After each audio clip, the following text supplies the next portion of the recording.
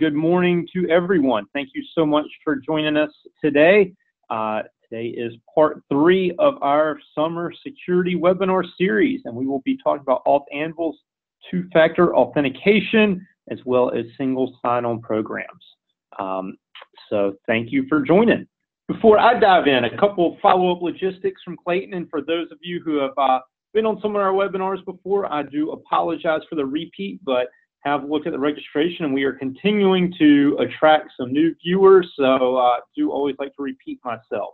First and foremost, thank you so much.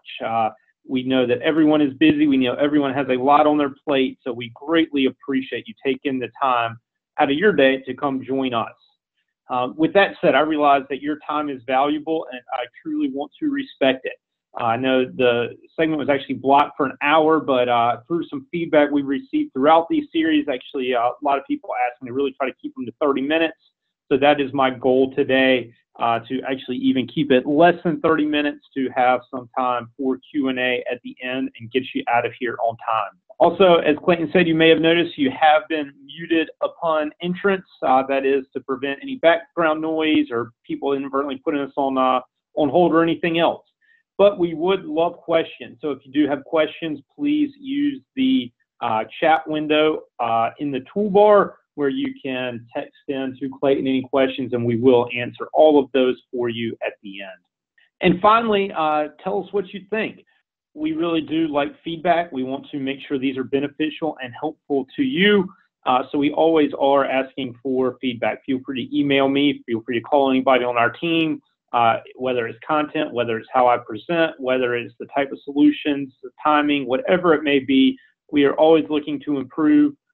So greatly appreciate your feedback. Hopefully you'll see even some improvement since we started these series. So with that said, I did want to spend just a couple minutes with introductions.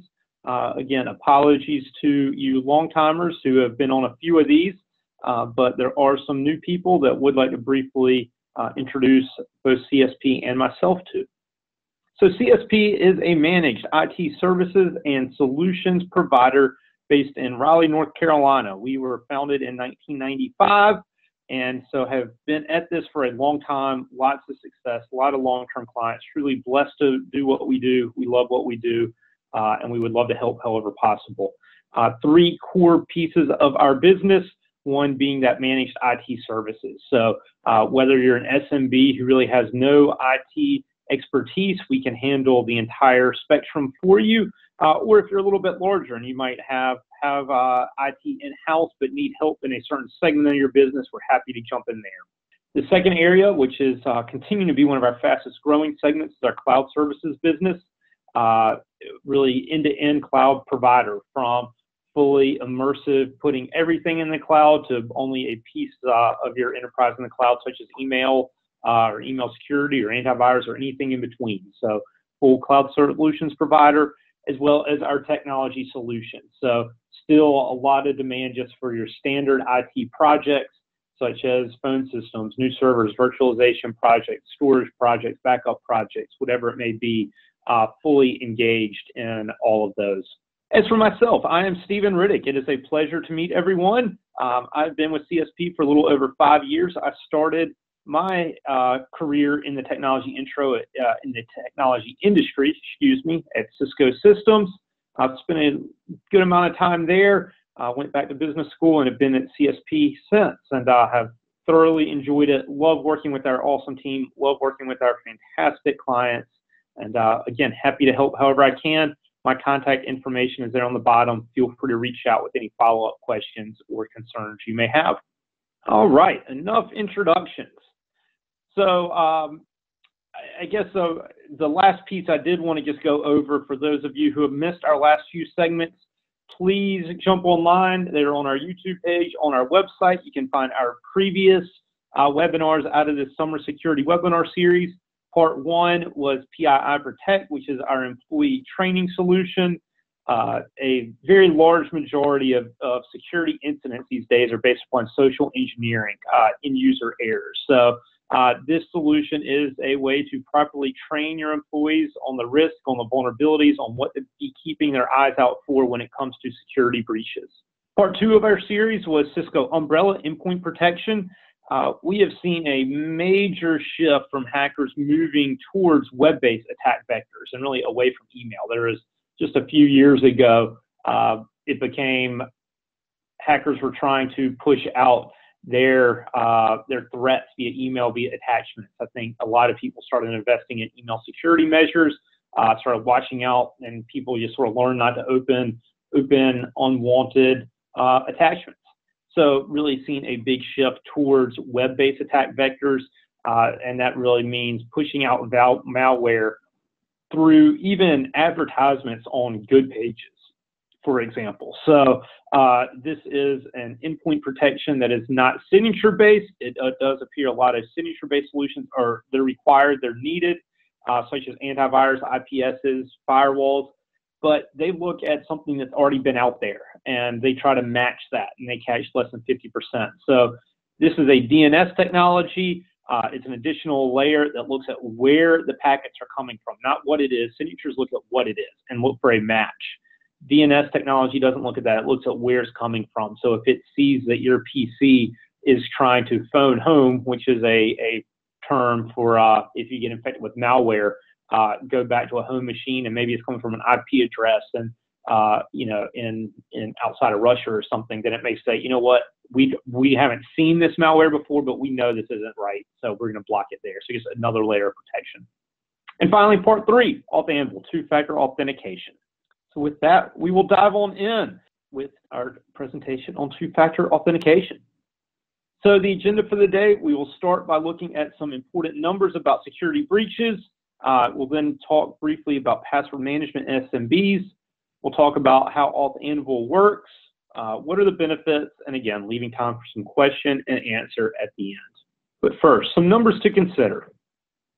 81% of all data breaches are due to lost, stolen, or hacked passwords. And this is from a Verizon report on data breach from 2017. And one quick disclaimer, because I have gotten this question a couple times. You may ask, Stephen, I thought you read another report a few weeks ago that said 80-some% of all incidents were based upon user error, social engineering. And that is correct. And we still, both of those are.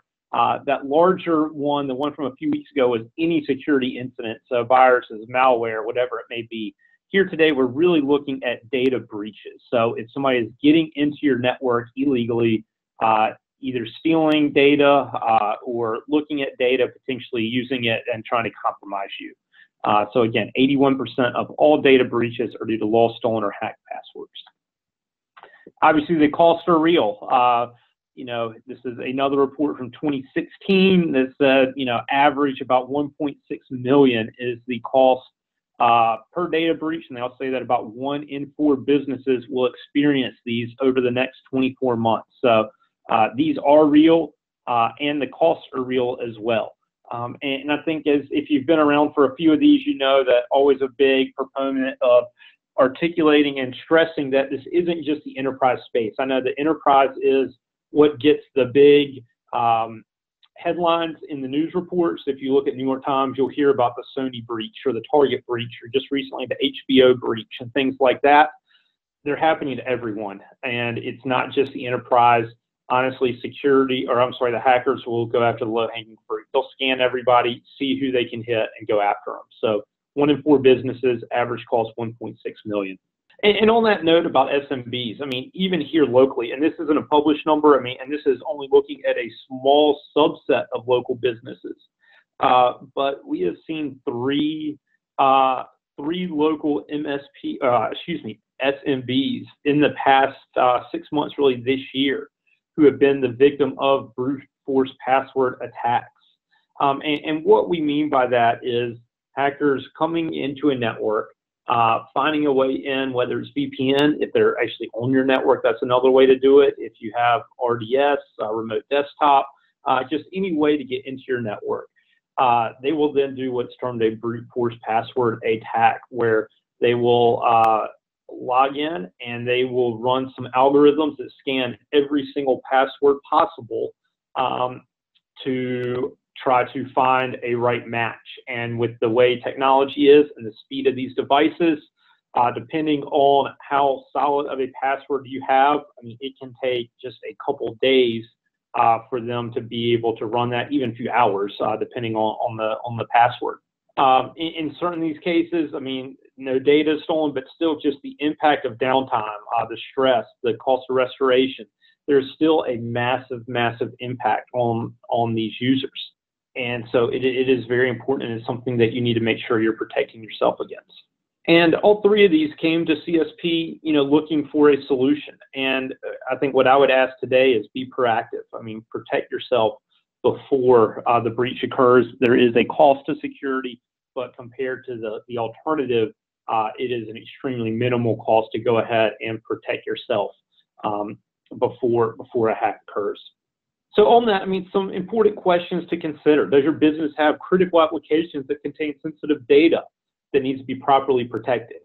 Really, especially if you are in any field that has that sensitive data, just off the top of my head, the low-hanging fruit there, healthcare, legal, financial, but really it could be anybody that just has that personal sensitive data. You need to make sure you're protecting yourself.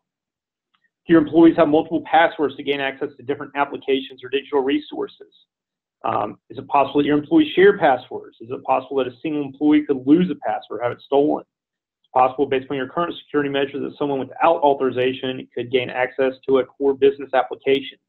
And so obviously, I mean, with any of these are things that you need to keep an eye out for. You definitely need to enhance your security measures. And something that we talk about a lot at CSP that I think is very important is that it's about layering. And there isn't one single security measure that is going to be the silver bullet, if you will. I think hackers are always changing their attack vectors, and we need to keep up, and it's about layering different protections on there, protect against different things. A lot of times, as I said earlier, the hackers are going after low-hanging fruit. So it's who can they get fastest in the shortest amount of time that have the least amount of protection. So start building that forward. If you think about the home analogy, we talk about this all the time. It's not simply about locking your doors. There are different things that you can do, all the way from installing cameras to putting in alarm systems, to locking windows, to glass breaks, to building a moat around, to having a guard dog, to having towers out front with people in there to watch. So whatever it may be, I mean, there are going to be different layers, and we view IT security as the exact same. You have to layer your security. So some issues with SMB password management. Employees need to remember multiple passwords for several core applications. Employees are lazy and about their password hygiene. They go very simple, minimum, bare bones. Employees generally ignore password management best practices. Employees lose productivity due to the time that they spend entering passwords all day. And if you do your own help desk work, I mean, 40 to 50% of help desk tickets are related to password management. So passwords are a huge issue. And actually, this slide deck here has been, we've had this completed for a while now, but one thing to add that has just come out in the past weeks, and CSP has not added this to our best practice. We're waiting for additional reports, but you may have seen that the Wall Street Journal ran a big article recently about passwords and the standards and whether or not those standards are correct, and actually interviewed the person who is retired now but used to work for the government and created the mechanisms that almost everybody knows today, and that is you should have complex passwords, you should have lowercase, uppercase, numbers, symbols, and you should change them roughly every 90 days, change them often, but make sure you have those complex passwords. There's actually been some new data, and this guy was very apologetic, but he said if he had to do it all over again with the data that he has, he would not have made those recommendations. And instead, he really thinks, it needs to be more user-friendly, that we're creating so complex that people are writing the passwords out, just making small changes, but also keeping them as short as possible to meet that minimum standard. Where actually, if you run algorithms, it is the length of the password that trumps anything else. So new recommendation is to do a long phrase, for example, maybe like I love Mississippi moon pies, for example, something that's easy to remember, no spaces, just type it out, but that the length is actually the most critical factor in preventing breaches. And so again, this is a brand new study, brand new report that has come out. CSP isn't making these changes across all of our customers or recommendations for anybody, but it is something that we are monitoring very closely, looking for a few other opinions on the matter, but it is something that I found very interesting. I think if you do pay attention, and I guess are a geek like me, and are interested in the best practices for password management. All right, well, sorry for that aside, but I found that very interesting. So how do you protect yourself? And that's the crux of where we are today. And the beauty of this is it's an extremely simple solution. So security as a service is AuthAnvil's product line that they have rolled out. And CSP, we really focused on when we first took this on the two-factor authentication part. But the beauty is you really get two solutions for one, because single sign-on is another one that is just as important, I guess maybe easier for users, to make things just easier for users to work. But let's start with the two-factor authentication. So what is two-factor authentication? At the most simple level, your standard way to gain access is it's simply one factor. You enter a password, and if that password is correct, you gain access. Two-factor, in the simplest form, it requires a second way of authentication to prove you are who you say you are. So a lot of people give it as a handshake. Let's say that you're trying to shake somebody's hand, and you're trying to give maybe a secret password or a secret handshake. A single password, the classic way, would just be that one-way handshake where you give whatever the secret code is. A two-factor authentication would require whoever is receiving that to also come back with you and give another code on top of what your secret code is, to then both of you know that, okay, we are who we say we are, now let's gain access. So in a technical world, what does this really mean? I mean, the simplest, most common way is to leverage your smartphone. There used to be a lot of other methods. There used to be texting. There used to be calling in. There used to be, well, and we still have key fobs. That's something that a lot of people are aware of, are the key fobs that are out there that create that random digitized code. But just for argument's sake today, I'm really going to use a cell phone or the smartphone because it is the easiest method and probably what we're seeing the most use of today. So once you roll out the solution, you download an app on your phone. All users have this app. It's a very, very low impact app, and it signs in. And all it does is, as soon as you enter your password, you also open the app on your phone, and it will say, do you accept? Do you deny? Somebody is trying to log in as you. Are you who you say you are? A lot of people might be familiar with this. Google, for example, has rolled it out on a personal level now. So you can do this personally with Google. They have what they term Google Authenticator. Great solution, really more of a consumer-grade solution, but very, very similar. So again, instead of just saying, hey, I'm here to log in, it says, okay, you're logging in. Are you who you say you are? Also via the app can just generate a key for you as well. So as soon as you try to log in, you'll get a second pop-up and say, okay, what is the key that was just generated and sent to the one device that we know you have? We know we have proof that this is you. And if both of those line up properly, then you gain access. So again, a very, very simple solution, a great way to make sure people who are getting on your network are who they say they are, prevents passwords from being stolen, prevents that brute force password attack that we spoke of. So in a really similar note, what's another thing that you can do here? And that is single sign-on.